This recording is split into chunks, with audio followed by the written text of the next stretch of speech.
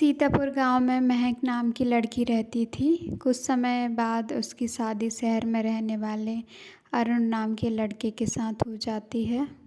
महक अपने ससुराल में काफ़ी खुश रहती है। तभी एक दिन, बहू मुझे चाय पीने का मन है, क्या चाय बना लाएगी मेरे लिए? हाँ माँ जी, अभी बना कर लाती हूँ। कुछ समय बाद महक चाय बनाकर सीता को देती है। ये कैसी चाय बनाई है? पूरे घर की चीनी क्या चाय में डाल दी है तूने? मुझे माफ़ कर दीजिए माँ जी। मैं तो पहले से ही अपने बेटे की शादी गांव की लड़की के साथ होने के खिलाफ थी। पता नहीं कौन सी घड़ी में मैंने तुझे अपनी बहू बना लिया। महक बिना कुछ कहे वहाँ से चली जाती है। एक दिन महक घर का काम कर रही होती है, तभी पड़ोसन वहाँ आती है। आंटी जी, आज मेरे बेटे का बर्थडे है, तो आप शाम को आ जाना और अपनी नई नवेली बहू को भी लेकर आना। हाँ हाँ, क्यों नहीं बेटा, ये भी कोई बोलने की बात है, मैं ज़रूर आऊँगी। ऐसा कहकर पड़ोसन भी वहाँ से चली जाती है। तू क्या मेरा मुंह देख रही है? मैं तुझे कहीं लेकर नहीं जाने वाली। जा अंदर जाकर काम कर। एक चुपचाप किचन में चली जाती है। शाम को जब अरुण घर आता है, क्या हुआ अरुण बेटा, आज बड़ा उदास लग रहा है। तेरी तबीयत तो ठीक है ना बेटा?